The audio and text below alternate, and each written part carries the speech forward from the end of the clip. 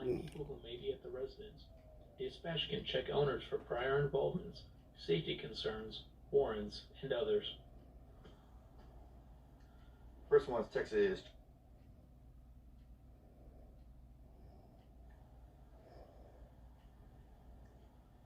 Also Texas.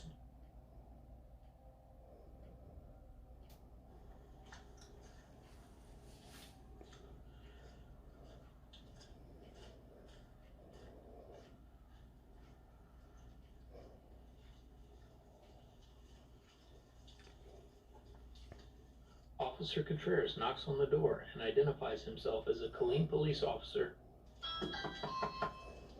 Killeen Police! Officer Contreras is invited inside the home. Is the door open?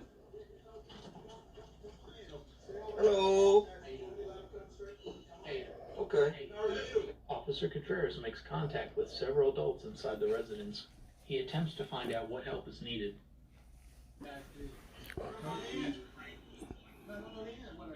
Okay, hold on, man. Let me. Okay. Mr. Warren attempts to have Officer Contreras come further into the home. No. I'm gonna walk back out. I don't work like this. Officer Contreras attempts to de-escalate the situation by exiting the residence and waiting for other officers to arrive. Give me the channel. Give me the channel lets other officers know that there is a dangerous situation and allows Officer Contreras to give uninterrupted updates about the events.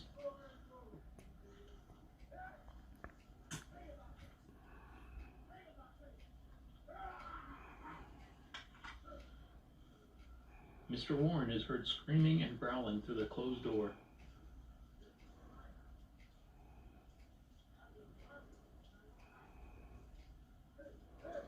The snow creates a potential hazard for the officers to slip and fall. Officer Contreras remains outside, continuing to try to de-escalate the situation. The beep sounds heard are from the officer's body camera to let them know it is still recording. Officer Contreras waits for other officers before re-establishing contact with Mr. Warren.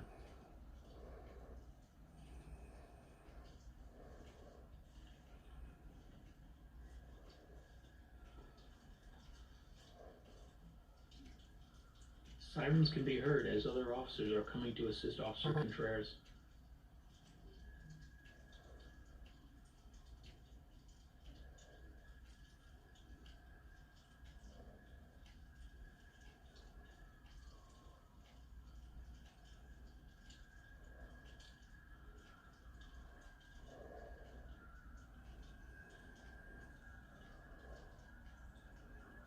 I had to come outside. There's about 6 of them in there. He came rushing at the door. Officer Contreras provides updates through his radio to dispatch and other officers. He closed the door on me, so I'm just waiting for more units. Let me see your hands. Let me see your hands. The taser dot from Officer Contreras' conducted energy weapon, or taser, can be seen on Mr. Warren's chest. Want a taser point? The taser is designed to temporarily override a person's central nervous system, causing a disruption to muscle control. Let me see your hands. Get down on the ground. Officer Contreras backs up to create space between him and Mr. Warren. He's giving him verbal commands to lay on the ground and show his hands. Get down on the ground. Mr. Warren is confrontational and can be heard growling and chanting while swinging his hands. Get down on the ground. Get down on the ground. You're gonna get tased. You're gonna get tased. Multiple people exit from the home. Mr. Warren advances towards Officer Contreras while reaching towards him. One taste. One taste. Officer Contreras deploys his taser to Mr. Warren's torso. The clicking sounds of the electrical current being delivered to Mr. Warren. Officer Contreras notifies dispatch that he has used his taser. Lay down on your back. Lay down on the back. Officer Contreras continues to give commands to Mr. Warren to stay down. Mr. Warren pulls out the taser prongs and continues advancing towards Officer Contreras. The difference in the clicking sounds indicates there is not an electrical connection to Mr. Warren. Mr. Warren continues to aggressively advance towards Officer Contreras while swinging his arms. Lay back! I'm gonna shoot you! I'm gonna shoot. Officer Contreras discards the taser after it becomes ineffective and draws his firearm, warning Mr. Warren that he will be shot. Shoot you! Mr. Warren then lunges towards Officer Contreras.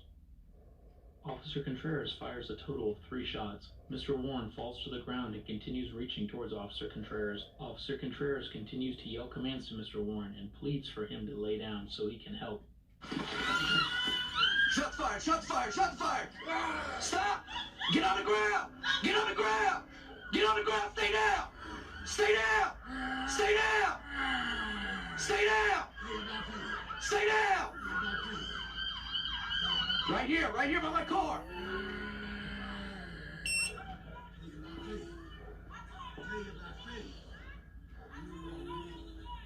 Turn around. Lay down on the ground. Let me help you. Lay down on the ground. Lay down on the ground now. Lay down on the ground. I will help you if you let me lay down on the ground. Lay down on the ground. Lay down on the ground. Sir, please lay down on the ground. Seal. Please lay down on the ground, sir. Please lay down on the ground. Please. We're gonna help you. I need you to lay down. We're gonna help you there. Put on cuffs. Put on cuffs.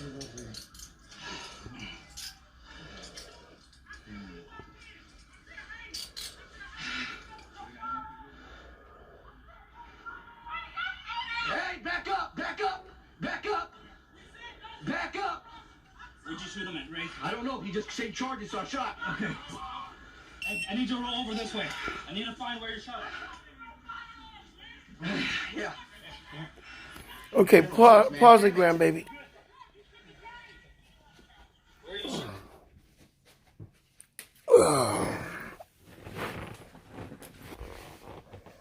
Okay, so this is my granddaughter, y'all. This is Asia.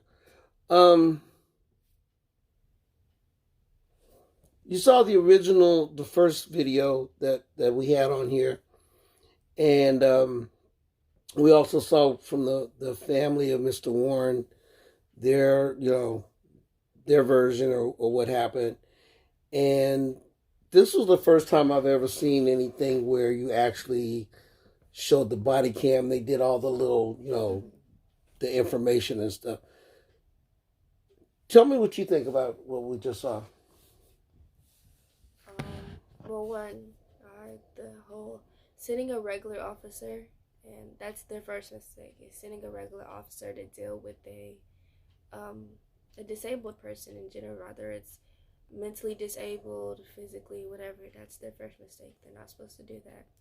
Secondly, I feel like he should have, if he was, tasing is gay, I feel like he should have tased more than once. I don't feel like you should tase and then automatically pull out your gun, because, like you said before, he's a big guy.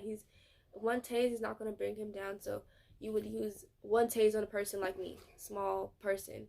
Or me. Yeah, and then you would automatically go down. You would have to do like a three shot tase to bring a person of his size down. Maybe if you would have did that, he would have got down and not been able to do, because you know how tase work, that your muscles, not able to work like that in the moment. And then thirdly, if he felt like he was in danger enough to shoot, he should have at least shot at the lower part. Not arms. Arms can be good sometimes, but like if you hit a shoulder, sometimes it can hit an artery. It could go through, hit an artery. Legs are the safest place to shoot if you feel like you're in that much danger. And I would say shoot once. You don't need to fire 3 shots. It was useless to fire 3 shots, and right here at that. So I just felt like, and then he shouldn't have been alone. He shouldn't have been alone by himself. He should have a partner. Most cops, when they deal with a situation like this, they have a partner. Or if you're the mental health officer, you're by yourself because you're trained. But if he's not, he's a regular officer, he didn't know how to handle that situation. He should take further precautions, or they should send the right people that they needed. Okay. So just to clarify, the day before, I guess I get in here somewhere. Oh, we're matching. Yeah, we are matching up. Look at us. So just to clarify, the day before he had a similar episode, Mr. Warren, and the family is the one that actually called, and they called and asked for a mental health resource officer, and they showed a video of the mental health resource officer who showed up, you know, and he went into the home, talked to Mr. Warren, stayed in the house for what was it, about an hour or something, right? And Mr. Warren left with him to the hospital. He voluntarily went to the hospital. He was not under arrest or anything. He went to the hospital. And then evidently what happened was he had another episode the next day, but instead of that mental health resource officer coming out, Officer Contreras showed up. From my perspective, the video when he went in the house, the police seemed like he was cool, but then as soon as Mr. Warren was like, come on in, it's kind of like, well, okay, Contreras, I you know, my initial reaction was, you know, the police got scared and went back outside, but according to the video that we just saw with the police version, was he decided to de-escalate by going outside. Okay, so if this is how you just de-escalate, by leaving, going outside, and you call for backup and reinforcements, that's okay.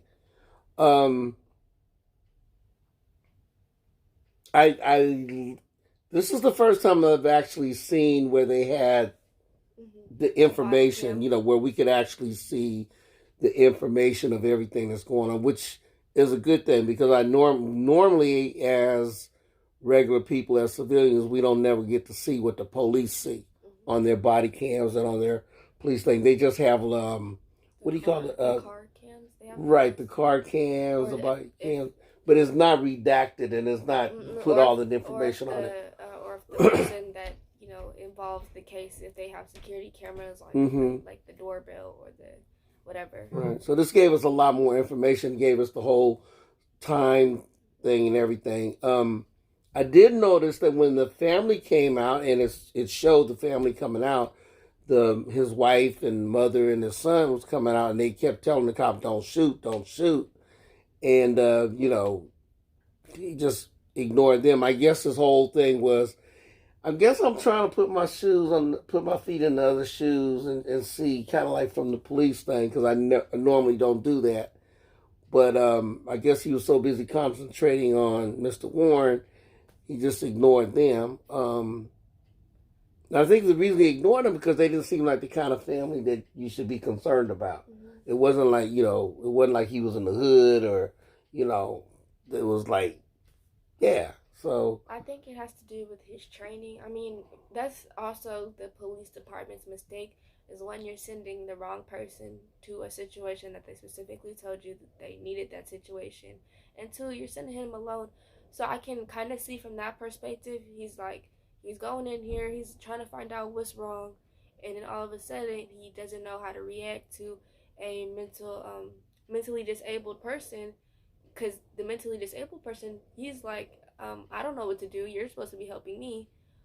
Why aren't you coming into my house to help me? Why are you going outside? So I can see that where he would get upset at, because, I've had, because they all deal with like a certain variety, depression, suicide attempts, every mental disorder that you could think of, they all deal with that. And there's certain steps that I've seen officers take that he didn't take because he's not trained to do that. So that's also the police department's fault for sending him. Right.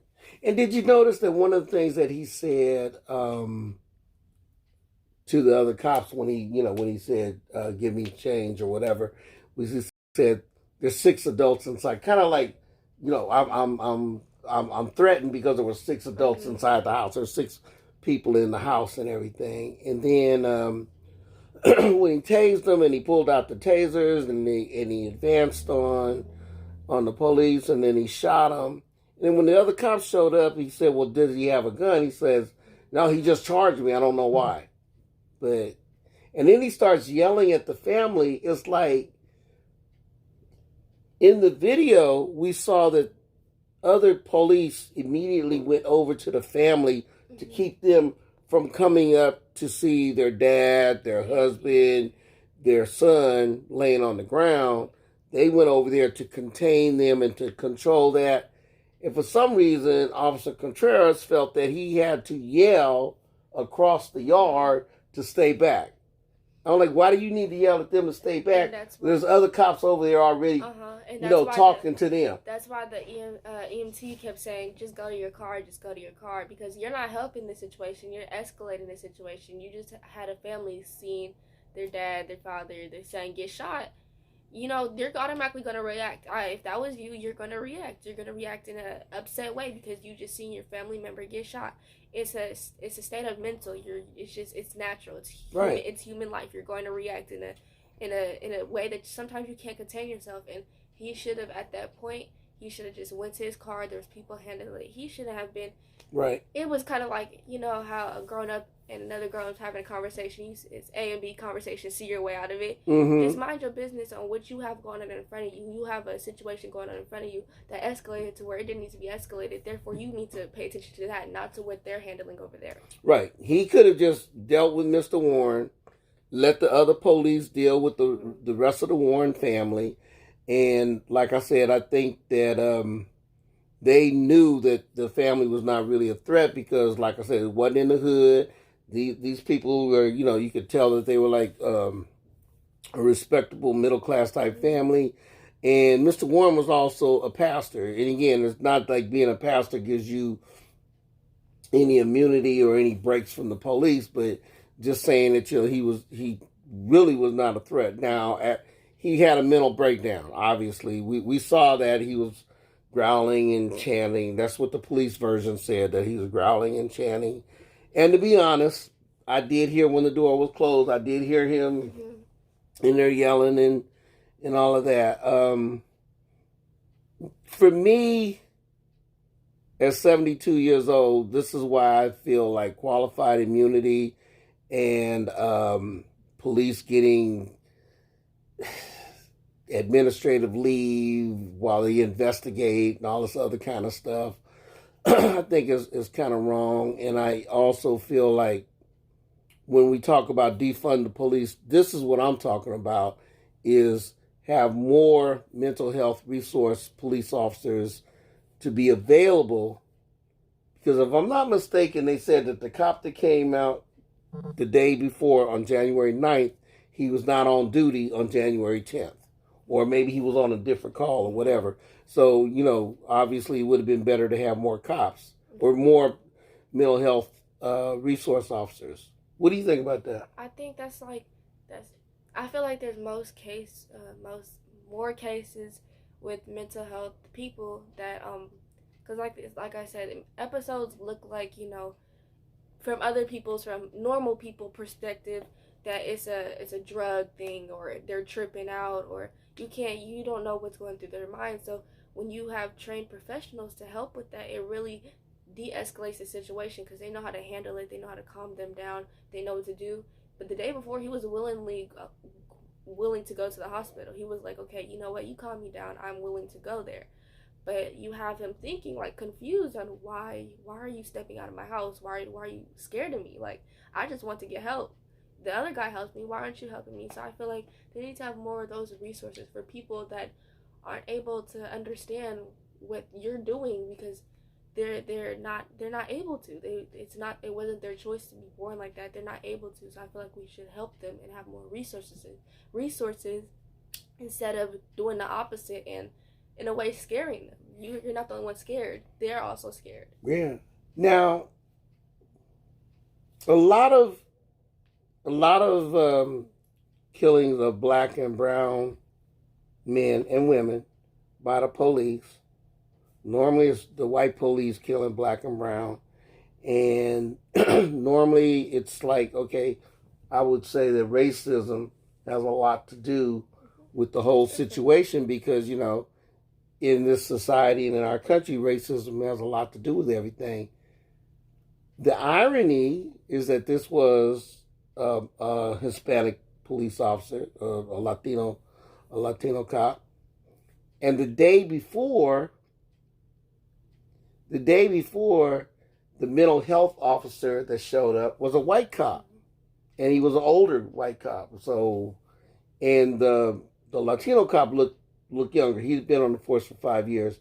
I didn't see how old. How many years the other cop had been He on. looked pretty Yeah, like 50s. but he looked like but he looked like he had been, yeah. In a while, yeah. So to me, it was kind of like a reverse situation. It should have been, but I'm just saying that. In most cases. Right, Maybe I was the way kind of around. surprised, but obviously anybody gets killed by anybody, it's a bad thing. But anyway, grandbaby, what would you think would be a solution, or a solution? What would you like to see Like a solution in this case, or just in general? in general? In general, just human decency. I don't know. Try to put out, like, in situations how when you're in school and you're a little kid and your parent tells you to put yourself in somebody else's shoes when you're in the wrong. You gotta put yourself in somebody else's shoes in most cases, because you don't know what they're going through in life. You just see with actions. You just see actions. You're thinking, you're reacting, and maybe it's not race in this case. Maybe it's just he was reacting. You don't know what he's thinking as well. You can't put it because in most cases you can see if it's a race thing. It's in a lot of videos that you can see. George Floyd, that was Mhm. definitely a race That's thing. a race thing. Trayvon Martin, that was a race thing. It's most cases a race thing. In this, I'm on the edge if it's a race thing. I think it's genuinely he just didn't know what he was doing, because it wasn't a case for him. It wasn't a case for his That's job. a good point. That's a real good point. And so I think in general, you just have to, when you're in those type of situations, when you don't know what you're doing, maybe just try to, woosah, put yourself in the other person's shoes. Think before you do. Think before you act. Yes, woosah. Yeah, I like Calm that. down. I like that. Think. Use your head, because sometimes when you're not using your head, you just act, and that could end up to leading you in a bad situation. And that cop is in a bad situation now, because maybe as people looking at him, well, he did this, that, and that because he was black. Maybe it wasn't because he was black. Maybe he just wasn't thinking. It's not his field of job. It's not his field of work. And so I think we just have to, like I said, woosah, calm down sometimes. Think before we act. Okay. And see, that's good, because we have me and my age generation, and you and your age generation. You're 13. 14. God, when did you get? I'm about to be 15 in March. Oh my God, when did my grandbaby get so grown? Wow, 15. Jeez. Yeah, well, I like the fact that you were able to articulate and say the things that you want to say. Actually, when I do something like this, I'd like to have you sit in with me sometime. Because it'd be good. It'd be good. That way they won't just see the old man. They can see the old man's grandbaby. Paulette, good to see you on here. We saw another video and we looked at it, and then we decided it would be nice if we just actually talked about it. I'm trying to hide my stomach. But doesn't my grandbaby look pretty? And look, we matching too. We wouldn't even know we was matching. We matching. We wearing our burgundy. Yeah. So, yeah, I'm glad we did this, and we'll do it again. Thank you very much, because it helps me when I hear from you your feelings and everything. I don't know what the solution is, but I do like what you said about just have a little human decency, because I think that's what we are asking for. We're just asking to be treated the same. And I don't think it grows in generation, because I have some Confederate 14-year-olds at my school that I constantly have to deal with and educate in class, that I don't let get to me, because it may start to it's a lot better than what it used to be, obviously, but it's still at a point where we're worried, where we have to be not fearful, but we have to be trained, like I said earlier, and for these situations and how to handle them, so they don't see you as a monster, or you're coming off disrespectful or you're ready to fight type what they see in their mind when it comes to any black person. So I feel like when you teach, you know, African Americans at a young age like myself to handle those situations with, you know, stupid Confederate people that are also my age, I feel like if you can educate your children more from a younger age and not in that way, most people will get it. Most people, I had to watch, you know, videos like this from when I was younger, studied Martin Luther King, everybody. And from a different perspective at my age, a lot of people are just worried about partying and all that. I'm worried about making the world a better place, equality, all that, because I'm a light-skinned girl. A lot of people And light skins, we go through some stuff, Yes. right? We go through some stuff. And even with dark-skinned African Americans, I also deal with that, you know, because it's kind of like pick and choose type situation. So Right. I like to. It's not just whites. It's not just blacks and Hispanics, Asians. It's everybody needs to learn equality and come together, because at the end of the day, it's just the melanin. It's science. It's genetics. If we took off the skin color, and we just had bones and organs, everybody would be the same, and we wouldn't know the difference. Right. So I just feel like people need to think of it as that way. I don't get why people think of it as a color thing. We have hearts. We all have hearts. We all have organs. We all have kidneys. We all have eyeballs. We are all the same. Besides our melanin, our genetics, our just the melanin in our skin, the melanin in our hair. It's different. That's the only thing that's different is the color. I think in this country, the whole racial thing is more pronounced in the United States It is. as opposed to Europe. And I say that because the one drop of African blood makes you black, no matter how light skinned you are, no matter how, because, you know, we have people in our family who get actually passed for white, and we have people in our family who are white or have white blood in them. But in this country, one drop of black blood is what makes us black. Whereas in Europe, it's not really like that. You can have somebody dark and they consider them to be French or Belgium or whatever this case may be. So the whole race thing is something that, for me, I believe was something that just started because of the whole issue of slavery. Because if you want to keep people docile as slaves, and you want to have other Europeans be accepting of slavery in this country, therefore you have to make that scenario a situation that you know you can sell it. You got to be able to sell slavery to people. I wish we were more like Puerto Ricans. Have you ever been to Puerto Rico? No, but you know your uncle Pee Wee was living there for a while. Puerto Ricans, they could look white, black, Latina, Asian, but they're all one thing as they identify: Puerto Rican. I wish we could just all identify as human beings. That's like, it's that simple. Or like us living here, we could say we're Americans, right? And I totally understand that. But you know, as long as you've been my grandbaby, you know, I've always we fly the African American flag, we fly the Filipino flag. I'm an American because I was born in this country, because my father's American and my mother, you know, she was born in the Philippines. But I don't fly the American flag. And for me, at my age, it's because I feel like, you know, we're not treated like American citizens. We're not treated with respect. We don't get that, we don't get that thing of being first-class citizens. For you, at 14 going on 15, it's, you know, you see things from a different perspective than what I have seen.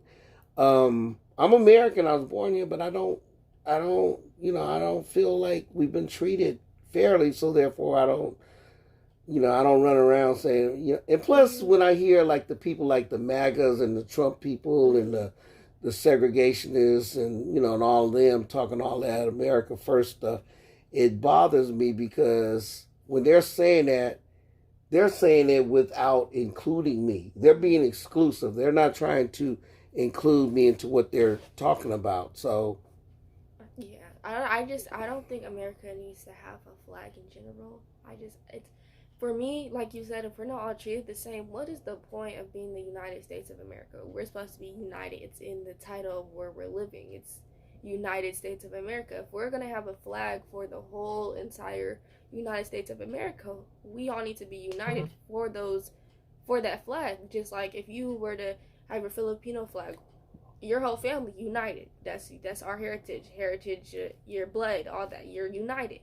Americans, even though American is not a ethnicity, it's supposed to unite us. America is North, Central, South America, all of the Americas, but because of imperialism and colonialism, when people say Americans, they are only talking about the United States. They're not even talking about Canada and Central America and South America. They're not talking about them. They're only. It's that whole thing of being exclusive. It's like, we're supposed to be the best. And that's the other reason why I don't really fly the American flag and stuff, is because the whole concept of colonialism and imperialism. And I'm glad we're having this conversation. Tomorrow, I'm going to look at this Netflix. It's called Amend, AMEND. And I want to look at it with my grandbaby, and then I want the two of us to talk about it. We'll show a little bit on from the YouTube, show it on our Facebook, and we'll talk about it tomorrow. Okay. Hey y'all, this is Uncle Lester, and this is Asia, and we're three generations, right? Well, 3 generations, because your dad is her dad is my son.